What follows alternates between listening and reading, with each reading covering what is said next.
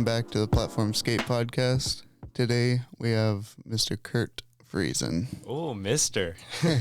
All the way from the West Coast. Yeah, Victoria, BC. So happy that we were able to get you in here while you were out. And I was wondering how we were going to be able to have you on the podcast. And then you showed up here in Manitoba, and so we had to make it happen. Yeah, it's like an honor, privilege to be here. I love it. Watched so many episodes, and yeah, I really appreciate the invitation, guys. So Awesome. Yeah, that's great. So I guess we can get this started. So you started skating in Portage then?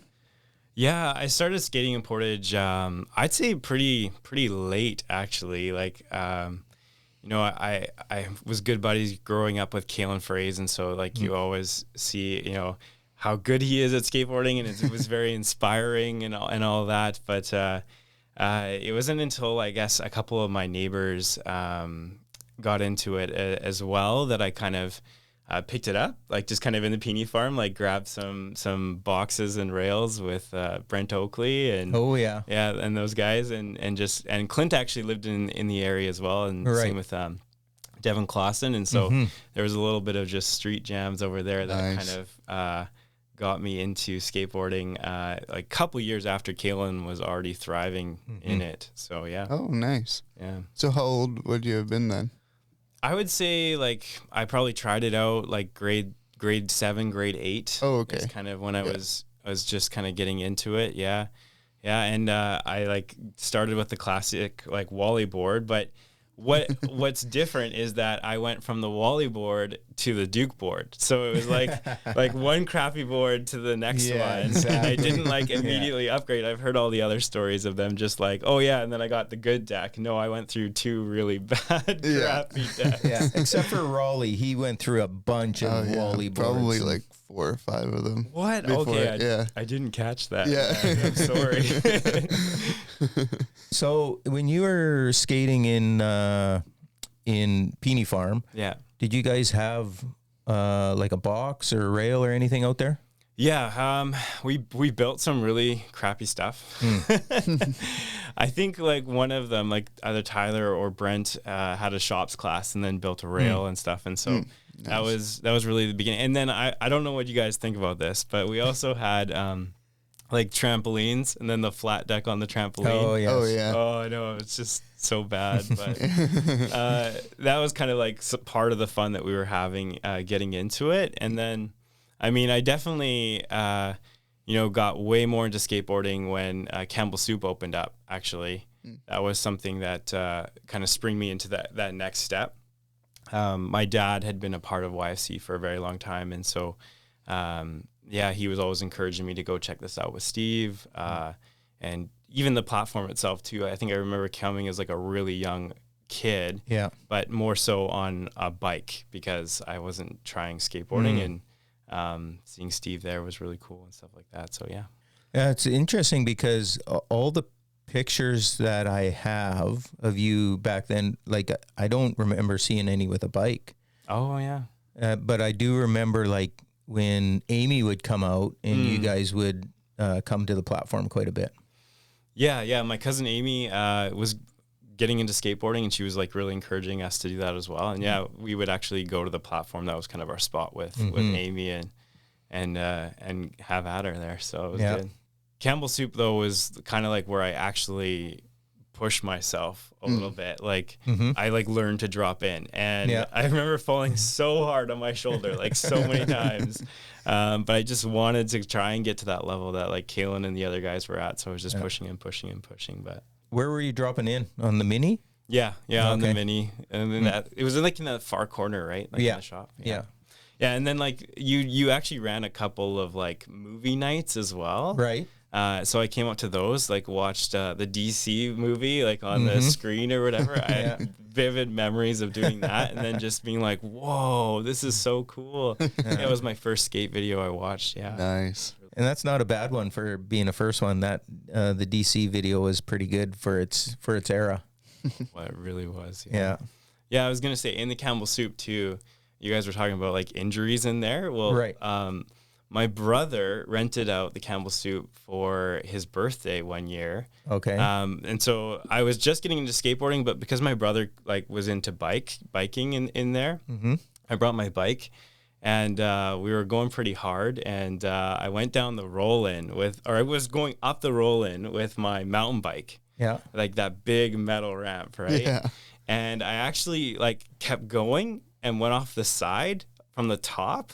Oh no. And fell straight down onto my right wrist and my head, like kind of like this. Yeah. And I actually smashed my wrist. Really? You were gone because we had rented the building. It was on a Saturday. Okay. But I smashed my wrist and went to the doctor, and it wasn't just broken. It was actually like there was fragments of bone floating in my wrist. Oh my broken in like goodness. 11 to 13 places in there, and a fracture up here.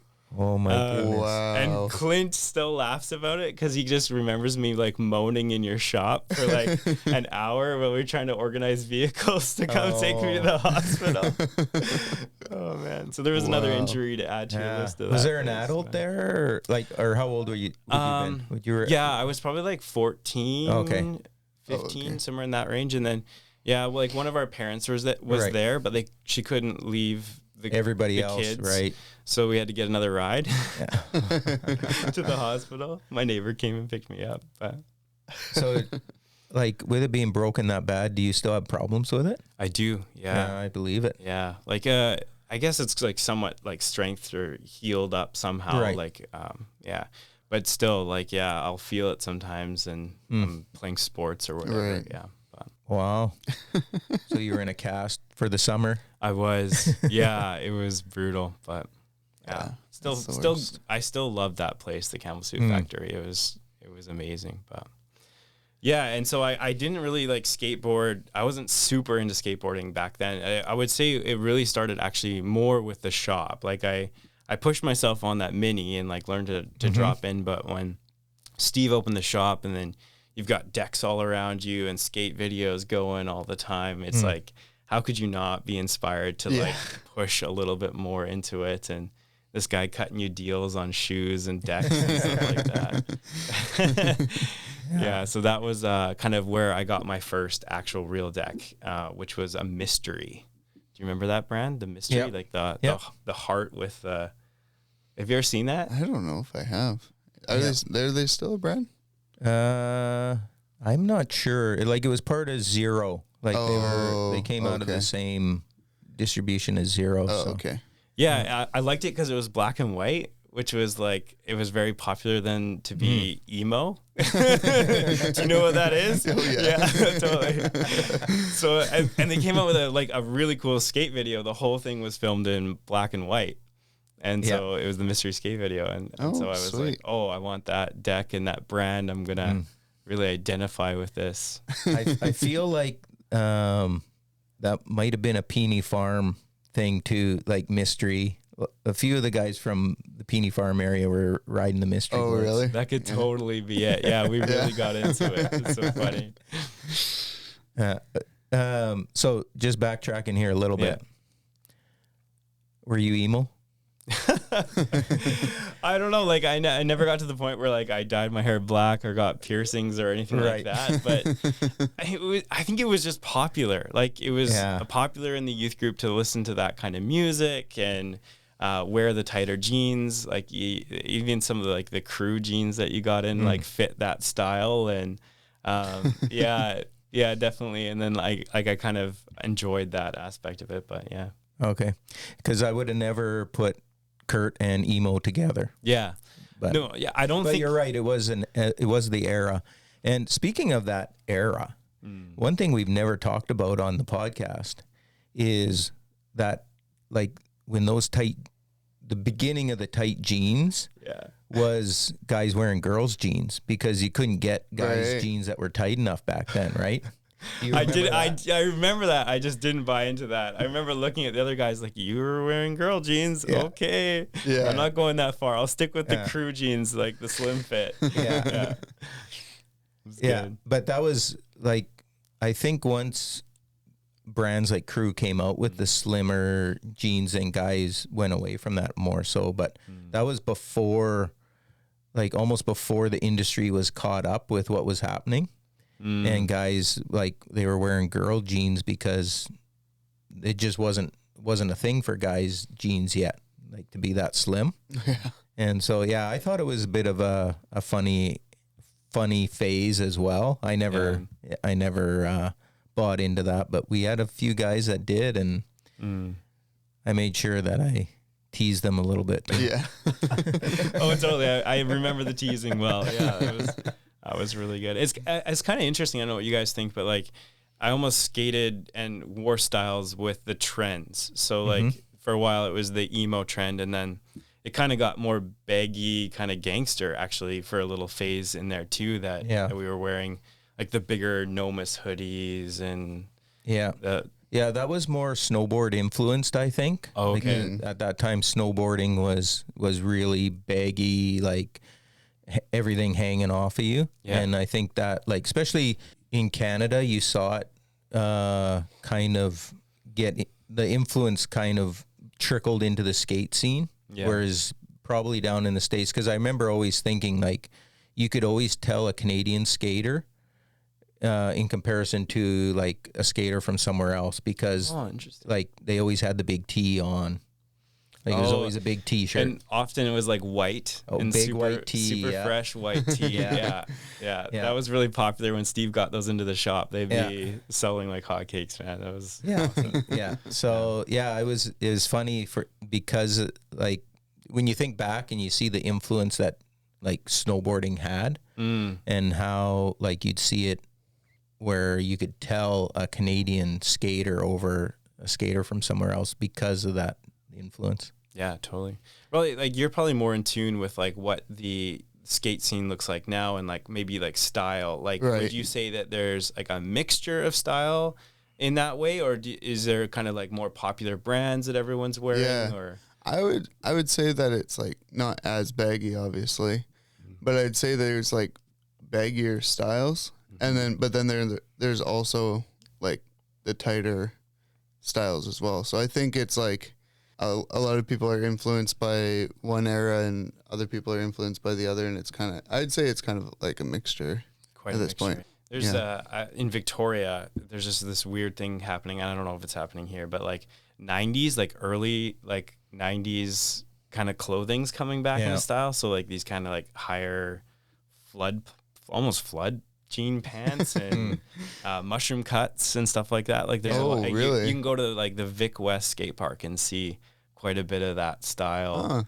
rolling around. Yeah. So very interesting. Yeah. I think there is some influence here that way too. Like I'm seeing some of the stuff that is coming out now, and it's like I see that 90s influence, and it's like been there, done that. I don't need to go back to that again. Maybe just like you can get it at Valley Village, so they're just like, hey, it's cheap, here we go.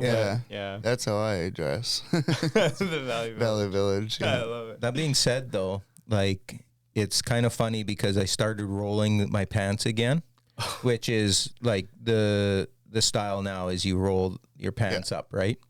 And it did remind me of like the 90s when I was doing that, and I'm like, oh, we're here doing this again. Totally. I would rather roll up my pants than be stepping on my, like, on the bottom of my pants while I walk. And then you get that big hole in your heel and whatnot. And So do you do that when you skate as well, Raleigh? Like you roll up a little bit? Yeah, I don't like it when it's past my shoes. So here's the thing. I saw on social media how somebody had said that you roll up your pants to skate so that you don't shred them on your grip or step on them. I don't believe that. I think it's all style. You do it because everybody else is doing it. If the pros weren't doing it, nobody else would be doing it. They'd all be stepping on their pants and shredding them with the grip tape. No, I definitely roll them up because it's annoying. Because a lot of my pants are way too long, and I have pants that have big, like, heel, like, in the heel, it's, like, all shredded, and I'm like, drives me nuts. I cut it off. But that being said, like, if you look back, and Kurt can probably remember the little bit baggier days where It's true. it was normal to have the bottom of your pants all shredded from stepping on them or whatever, and that was part of the look. It was really. part of the look. Like, Exactly. You were That's skating. strange. You were skating hard enough that the bottom of your jeans were shredded a little bit. Yeah. Yeah. So I have like a lot of things, like I have little things that bother me, and I think that's one of them is when it's like he doesn't just have tailing behind you, like these little strings. yeah. even my pants right now. I have one roll in them, and I probably need another. So Yeah, totally. Yeah. Well, you didn't have that problem when you're wearing those tight, skinny emo jeans. No. that's true. That was nice. No, they never like draped over your shoe or anything. Yeah. If you're rolling up skinny jeans, that's just for style. Yeah, totally. I don't know what kind of style that is, but Anyways, yeah. Moving on from Off that, of jeans. you spent quite a bit of time in Campbell Soup. Yeah. So how old would you have been then?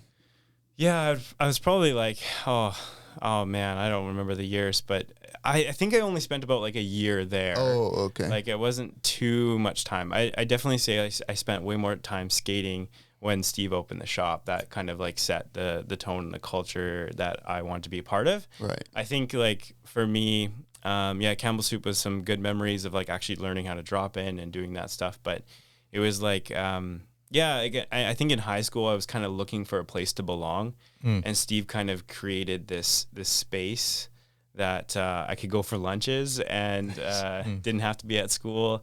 And then obviously it was infectious to be around all that skate culture and environment to kind of like push me to go a little bit further in it. And then like what happened after that was actually really neat was I took an internship at Newton Church in a summer, and I was out there with a youth pastor at the time, and he was like, we're in the middle of nowhere. Like there's no kids out here. Like, why don't you just go to the shop and hang out with Steve and skate like a couple times a week with the kids. Yeah.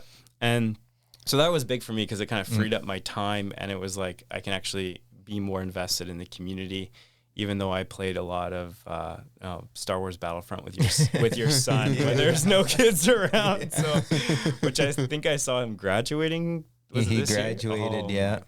Oh, I just remember him just such a little guy and playing Star Wars with him. It's funny because he has such fond memories of like hanging out with the older skate kids and playing video games at the shop. Oh yeah. Yeah, like and so he just freed me up to, say go to the shop and skate with all the kids who were there, because it's better that you're investing in the youth at that time. Right. So I got to like spend a lot more time with like Dylan Swatsky and Clint and all those guys, that crew, and get to know them better and hang out and skate. And then I got a little bit better too, just skating BDO. But Right. yeah.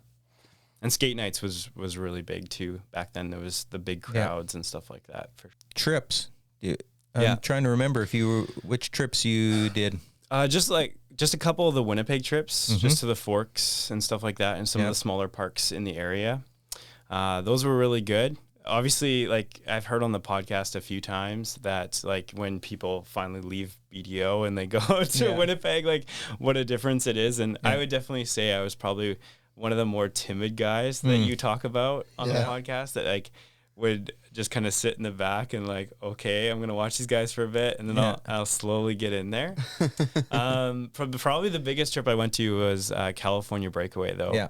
I think it was 2007 or 2008. It was one of those years.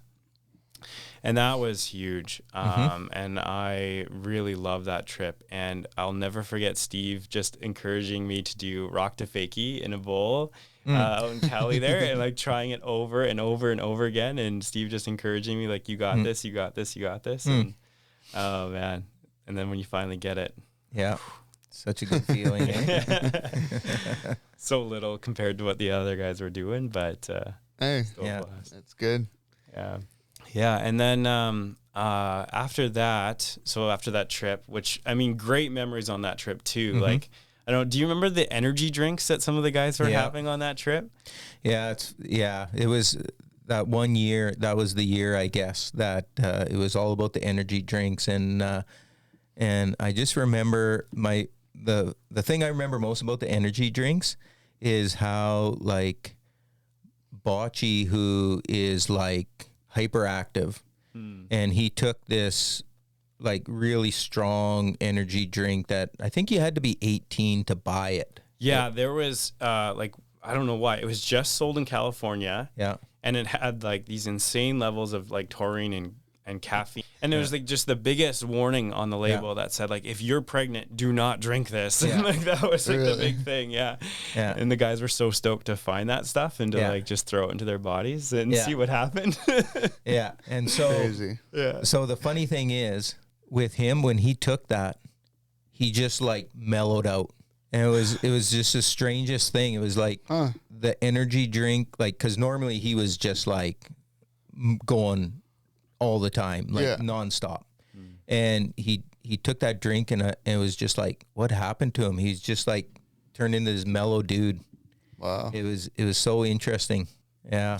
But yeah, there was a lot of, because back then that was when energy drinks were just coming out, right? Yeah. And so here we didn't have a whole lot of options. I think there was like Red Bull and Monster maybe. Yeah, that was it. And we went down to the States and there was just like so many choices. And so everyone's like, oh, got to try all the energy drinks. And they're just like drinking energy drinks the whole time. Yeah, that's the biggest thing I remember of that trip is the rock to fakie and the energy drinks for sure. Yeah. After I graduated, like I quickly moved out to after the internship too, and skating with the guys in Portage here. I moved out to BC. Was in Abbotsford, which was awesome because like a prairie kid, and then finally you're going to a place where you can skate all year round for the first time. That's actually where I skated more. It's like so, Steve, you never saw that, but like I was like, oh, that was actually a huge part of my identity in the college. Okay. I was like known as the skateboarder guy. Yeah. It was Wow. because there was only like 3 of them. There was only 3 of us there. Oh, really? Yeah, that would skate. And so I would just like, find all these unique spots around the college and skate them up. Like one time I skated through the cafeteria out the back doors to a 4 set and just ollied off of it. Nice. It was so fun. I had my friends holding like the wheelchair button so that I could go through the doors. That's awesome. Yeah, totally. Yeah, and I did know that you were skating then because Kalen was so connected to you and actually ended up out there too, right? And so I was always hearing reports of the skateboarding going on. Did you get connected at all with any of the guys that were doing skateboarding stuff out there? Like, I'm trying to think who was in Abbotsford at that time. Yeah. Was it Skate Life? Skate guys? Life. Yeah. So my first year, it was a really cool program. Amazing. In college, actually, they gave you credit for doing some kind of service or connecting with youth in the community. Cool. So I got like college credit to go and skateboard, which was amazing. With Skate Life. And Skate Life was really, really awesome. They had a very similar kind of culture to here in a sense. You had talked about in former podcasts the importance of a shop and how that creates community.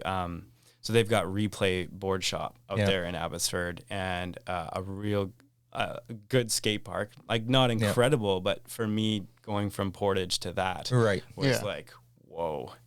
So they were really, really good. They were a really tight community. They kind of I found it kind of difficult to break into. Okay. But like I tried it. I guess I tried hard enough because they actually offered me an internship after that was done. Yeah. But I was so broke and I really needed money for more college that I came back to Portage and worked for my dad for a bit. But the Abbotsford skate scene was really cool. Actually heard a lot about Johnny Long. Oh yeah. Oh, nice. I actually met his mom a whole bunch of times at the skate park because we were throwing events and she would show up and she'd be like, "Oh, you're from Manitoba? Well, my son's there right now, and he's in love with this girl, and you gotta meet him." So I don't know Johnny very well, but I knew his mom. Nice. Yeah, totally. So those guys that he talked about were some of the guys that I skated with too, and I really enjoyed those couple of years of getting it, and then I had to like make a choice. Like I had to make a career choice. If I'm gonna be becoming a youth pastor, I'm gonna want to get some church experience. Yeah. So then I had to kind of shift over to like more church ministry service and kind of being plugged into there, and had to give up some of the skateboarding all the time kind of Right. thing. So. Yeah. So, just going back, it's kind of funny because speaking of Johnny's mom, I stayed at her house. Like I went up and drove the van for road rage for the Abbotsford crew one year. Oh, sweet. And so I went up there and she actually, like, she's so involved with the skate scene there, right? Mm-hmm. She's involved with Skate Life. She does fundraising for them, everything else. And so just so supportive. And so I needed a place to crash. And so she gave me her couch, and I was able to crash on her couch while Johnny was back here in Manitoba. Small Nice. world. And now he's here. Oh man, Yeah. small world. That's crazy. Yeah. Full time. Yeah. Yeah. So who were you working with Skate Life in Abbotsford? There was the guy that was kind of like a leader. His name was Mike. But he was actually transitioning on that year. Mm-hmm. And so like he was kind of like our hands-on guy, and like so we got him for 3/4 of the year. He was really like, hey, like, you know, what we're doing today is we're just gonna go to the park, and we might even just like sweep it out. Yeah. Like, for the kids, just like real opportunity just to serve and to show them, hey, we care for you, you know, we're here for you. Mm-hmm. So he was amazing. And then he ended up moving, I think, to Alberta or Calgary, and and then there really wasn't anyone that was kind of involved in overseeing the couple of us that were involved in the Skate Life thing. Okay. They were just kind of did their own thing. So I would just show up and I would just try and hang out, and Yeah. I ended up not getting to know the guys super well. Which was maybe part of the reason that I decided to just move on to Oh, okay. being more involved in the youth pastor stuff. But yeah. Hmm. But even when I was kind of in the church, I couldn't help but like gravitate back to the skate park a little bit. Yeah. And, you know, if there was a kid that was somewhat interested in skateboarding, like I had to take them. Yeah, for sure. So Yeah. where was that? That was at South Abbotsford Church Oh, okay. in Abbotsford. And then, yeah, and there was a couple of guys that I would roll with into the skate park from there. Yeah. Okay. Most of the guys that I know that are doing some stuff in Abbotsford are actually from Chilliwack. So. Oh yeah, there's a good skate scene there, I think. Yeah. It's really grown for sure. And and then I moved to Victoria, and what was really interesting about Victoria was there's just so much to do for the kids. Like they have Right. so many options. Like soccer season, for instance, they take a break in the summer because they go for the rest of the months of the year outside. Okay. So when I arrived to my youth group that I was going to be leading, like I was like, there's got to be some skaters in here somewhere, and Right. I can take them. But there really wasn't. Part of it is because there was no scene in the area that I was. Right. So I'm like just outside of Victoria, about 25 minutes, and this little town called Sydney. Not like kind of like Sydney, Australia vibes. Like they got this like knockoff little amphitheater kind of thing, like structure. Really? That it's kind of the band shell they call it. Yeah, it's like this tiny little town by the sea called Sydney. Yeah, and they didn't have a skate park. They had a park that was built and designed for bikers. And then what had happened is the concrete had cracked so bad. And like when I first got there, I was so excited to like go and see this. And I was like, the skating's better in Portage than this place. like this is bad. Like I can't even roll on this thing. Yeah, that would have to be bad to be worse than Portage. Yeah, I was kind of like, oh, I wish we had something like BDO here out in Victoria. I'm like, that's crazy. And then there was some like rumors that they were going to build a new park. I think they had kind of gotten a lot of complaints about it. Oh, okay.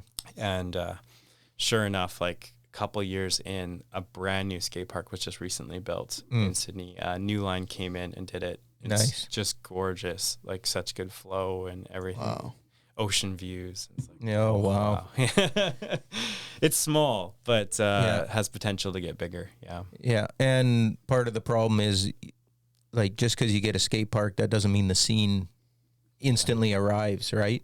It still takes time for kids to get to that place. Yeah, and actually, there's an article last week of the RCMP actually getting involved in some pretty intense like bullying fights and stuff that's happening at that skate park that's cropped up. And so I don't know. It's just interesting. It doesn't feel like it has maybe a culture there yet. Like maybe it does. It needs a shop or something around it to create more of a community aspect than all these kind of solo skaters going in there. Yeah. So are you still in Sydney? Yeah, still in Sydney. I'm doing, so I work with YFC now. Nice. I drive a giant blue bus into into Indigenous communities and run programs for youth in about 4 Indigenous communities. And so with that too, like I'm always looking for like skaters there. And had one roll up to me and just say, hey, like, do you skate? And I was like, yeah, like I used to a lot. Like, let's go to Vic West. And then COVID happened. And yeah, couldn't do it. But so none of the Indigenous communities have their own parks? No, not a single one. Yeah. The Esquimalt Nation and Songhees Nation inside Victoria, Esquimalt Nation particularly, is quite close to Vic West, which is the big park there. Yeah. Yeah, but there's nothing outside of that. Like there's a lot of Indigenous communities around Victoria, and they don't have their own thing. Yeah. Okay. Yeah. So is there room on the bus to throw some rails and boxes? Actually, yeah. Like my supervisor and I, for the ministry there, we are looking into buying like a Ford Transit vehicle. Okay. And then like a large trailer to attach to it. Oh, nice. So that the purpose is actually to take kids biking, but then I also slid in skateboarding. Like we could throw some ramps in there and do some. And actually, you guys were kind of inspiring for how you guys do your camps in some of the Indigenous communities out here. Yeah. I think does some of them already have some ramps and things set up? Yeah. Long Plain has a full skate park. Yeah. They've got a Barkman Park there. And then Dakota Teepee has the old metal ramps from in Campbell Soup. Oh yeah, the one I broke my wrist on. Yeah. So you can go and relive that if you want. Oh, okay, so you already have some set there. That's nice. Yeah. But do you roll in with some extra stuff sometimes? Yeah, we go to Dakota Plains, and they don't have anything, but they have this huge outdoor rink. And then if it's raining, they were letting us use the gym in the school. But the outdoor rink has really nice cement. Yeah, it's really smooth. Yeah. And so we bring ramps. We have portable ramps that we bring out there. Yeah. Wow. Yeah.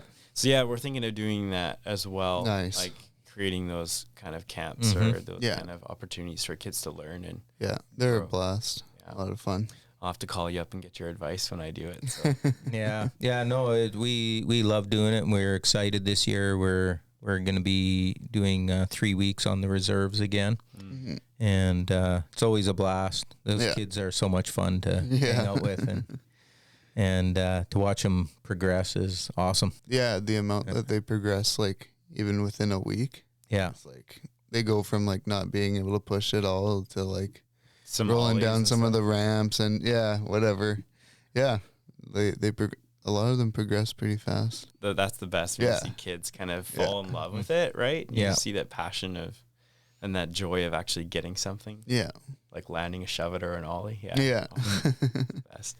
The Abbotsford days were good too. I think I was gonna mention like some time with Kalen too. Like skating with him was really fun. I remember one time I was like just so stoked to get Kalen out of like he was taking some philosophy classes or whatever, so his head was just like in that zone. I was like, let's go skate, man. And so we just went out to the college, and they've got this like steep embankment there, and we're like doing tricks off it and stuff like that. And nice. I was like, okay, this is my time to finally learn how to kickflip, because I'm like horrible at flip tricks. Like I got Kalen here, and he's like dedicated to like teaching me how to do this.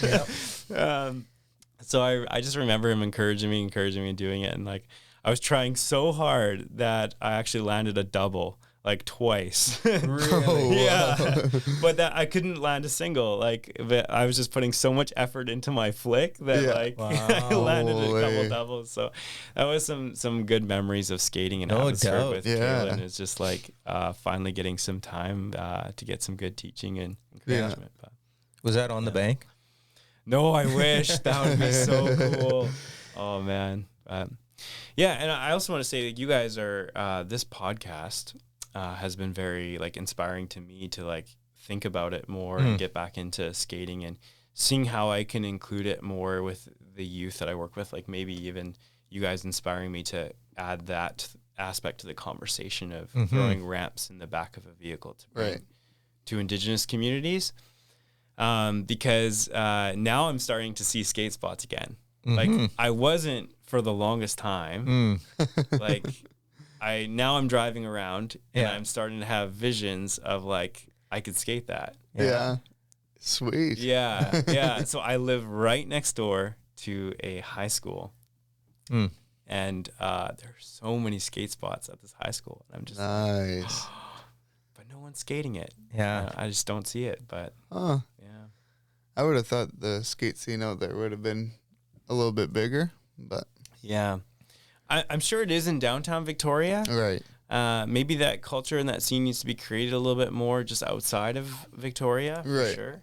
Well, and I think a lot of it has to do with the fact that you didn't have a spot to skate. I mean, that being said, having skate spots in the community should have created some skate scene there, even without a park. I mean, you look here, there was a lot of years that there was good skate scene here with no park. So that's, I guess it's not really an excuse, but I just think like for young kids, and this is always my thing, is how do young kids get into it?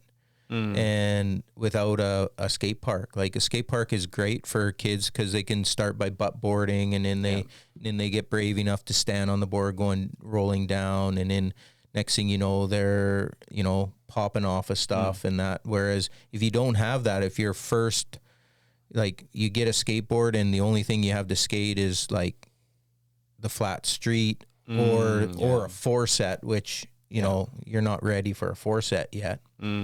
And so, having that park probably is going to do a lot of things in the near future for the scene there.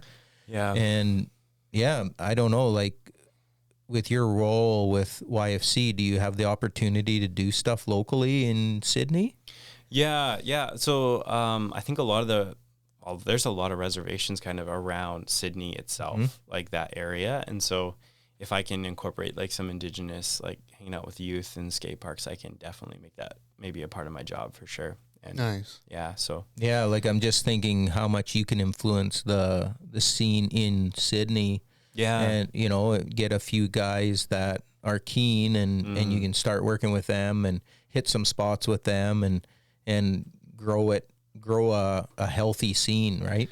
Yeah, there's a lot of potential. Yeah. That's the exciting part. Yeah, there's a lot of potential. Yeah.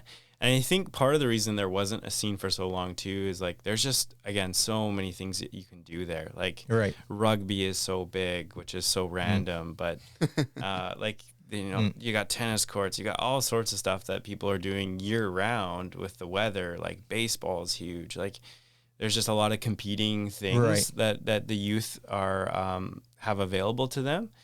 But I do think like, there's like some people that are like, no, skateboarding's like, that's in my soul, right? Like that's what I want to do. And they're kind of set apart in that way.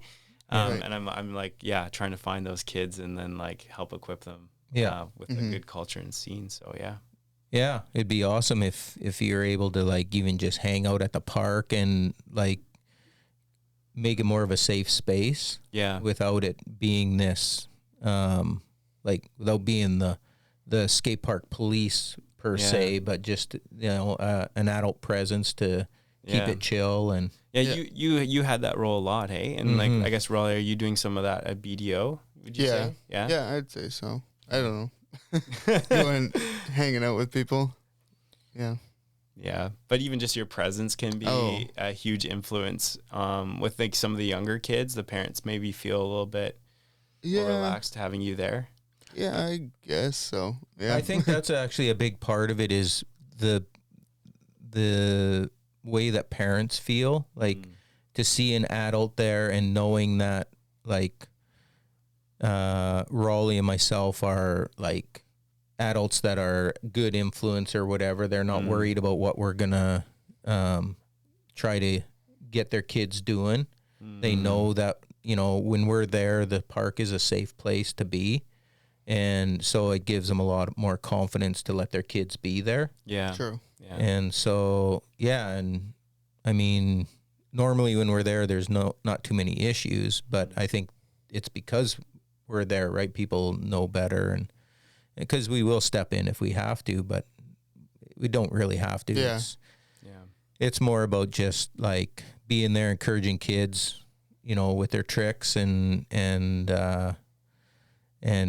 you know, if they want some tips to help them with that. But just like you talked about how I was encouraging to you, like with the learning to drop in or whatever, and just being that person that makes kids feel like, oh, I can do this, and there's somebody that sees it in me, right?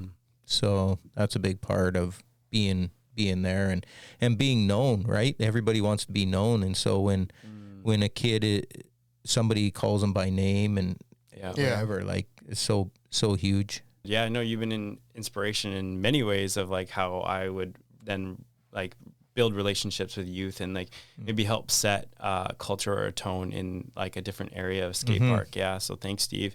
And even how to skate as an older man. I really appreciate that. Working through some of that stuff myself. You're still young. Oh man, like we just had one kid and now we're gonna have our second here soon. So just really feeling that the lack of sleep and it's good. But yeah, well, hopefully you'll be like me and still skating after your youngest is graduated. Wow, that's impressive. Oh, I need more tips. So.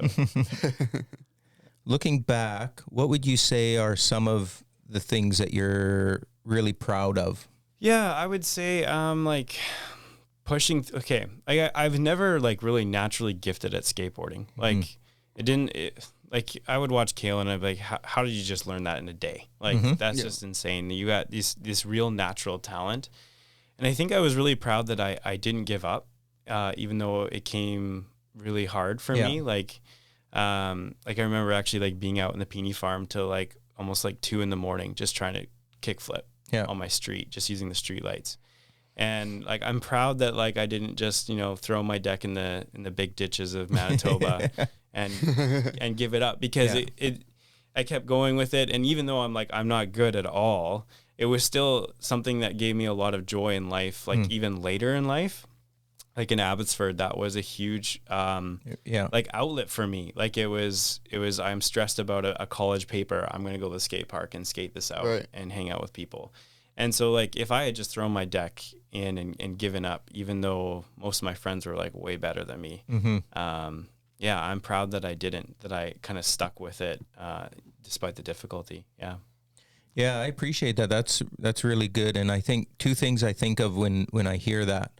The first one being the idea of, and we've talked about this before, is how that like learning that character to keep going even when other people are better than you and you're struggling and it's taking so long, just to keep at it is a trait that is so good in all areas of life, right? And it can take you, like, who knows how much pushing through like that has helped you to push through in other areas. Yeah, right? That's true. And then the other thing that I think of is the fact that sometimes those of us that don't come by it naturally, it makes us maybe appreciate it more. Like sometimes I see guys that have all the talent, and then they're gone. Like it's not challenging enough, so they move on to something else, and because it just was too easy. And maybe sometimes I think, especially at your age now and wanting to influence younger kids, knowing how hard it was for you makes it easier to encourage the kids, right? Like you're not sitting there going like, come on, it's so easy, like just do it, because you know that it's not. Right. And so that they have to push through that.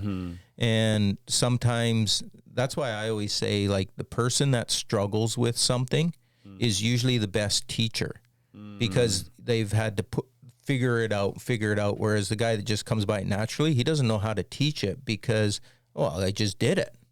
Yeah. You just got to do it. Well, that doesn't help somebody learn, right?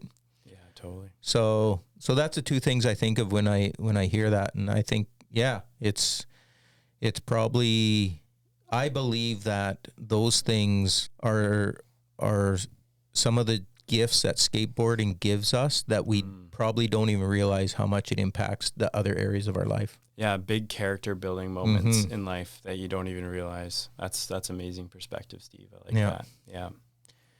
And then the next question is what's kind of the future goals? What's the dream? Oh man, seeing my little kid on a skateboard would be pretty sweet. That is. I've already got him skimboarding a little bit in Tofino, Nice, so he's only 1 nice. year old. Yeah, no, like I think I kind of alluded to it as well. Like, man, I would just love to be more part of the culture and the scene of Sydney skateboarding, and like getting like right now because of my job and my role, I'm really passionate about Indigenous youth and maybe like some of these things like that, pushing them through these character building moments of skateboarding could be something that would be really beneficial for them in preparing them for life and helping them. So for me, it would be like getting some Indigenous youth to come skate with me at Sydney Skate Park. That would be a dream. And just kind of maybe incorporating that a little bit more into my job and my role. Yeah. And at YFC. I could ask the same for you guys though too. Yeah. I people like throwing these questions back at you. Like, what are some of your visions and dreams, guys? Like, where do you want to go, Raleigh? Let's hear more about you guys. We might have to talk about that off camera. Oh, okay. Sounds good, Matt. Secrets. Yeah, we'll keep it a secret. Yeah, Steve, what's it like for you, like, mentoring Raleigh in this position and then kind of moving in? Like, I've been able to see some of your work with YFC too in a greater sense too. So like, what's that kind of like in your trajectory?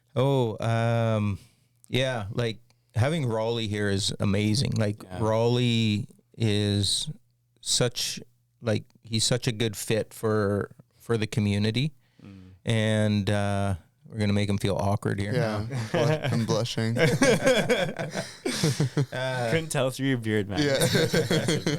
But so I just like, it's just so much fun to watch him like be part of the community, and I think like because my time here is, it's whatever. I won't be around forever. And to have somebody like that was always the dream, to have somebody younger come in and work, kind of take over. Yeah, I couldn't have asked for a better fit, like with Raleigh doing that. Like he understands what we're doing and just like picks up on it really well. Yeah, without like so much of it's like it's being caught, not taught.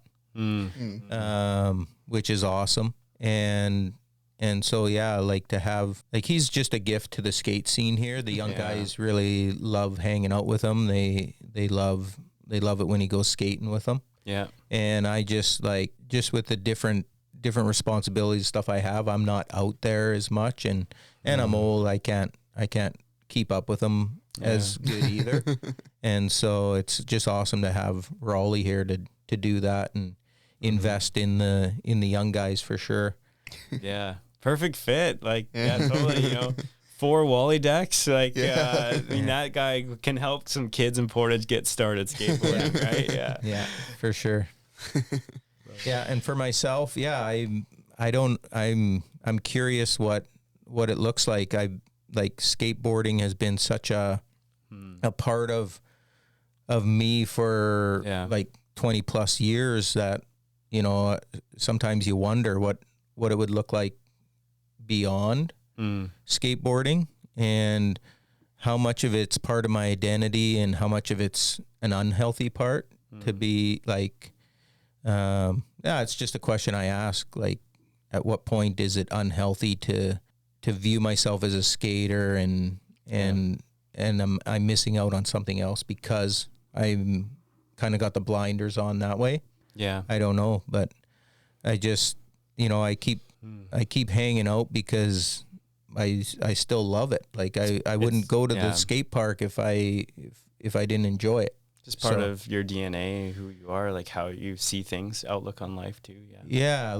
It's the culture is in me, I guess you could say, right? And how do you pull that out? I don't know. Like, it's interesting, to think because I just turned 50. Yeah, it's kind of weird to be that old and still skating, hanging out at the skate park.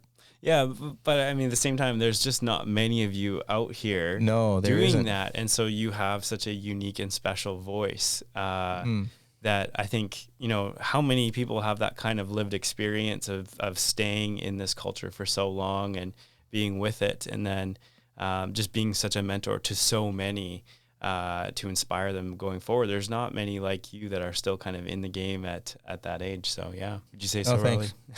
I'd say so. Love it. That's all I had. Again, thanks so much for taking the time. I'm so glad you were able to make it in, because I didn't want to have to do it by Zoom if I didn't have to. Yeah, same here. So done with that stuff. Yeah. Exactly. It'd be fun to be able to come and check out the Sydney skate park with you sometime. Yeah. Just throwing it out there. If anybody wants to come out to Sydney and go for a ride, just message me and we'll show you that area. That'd be sweet. Vic West too is really, really awesome. So maybe that'll have to be one of our first out of COVID road trips. Yeah. Oh, totally. Go to Sydney. Yeah. I'll hook you up. Yeah. Nice. All right. Sounds good. Sweet. We'll put your social media contacts in the show notes so people can hook up with you. Totally. Yeah. Thanks, guys. Sweet. Appreciate it.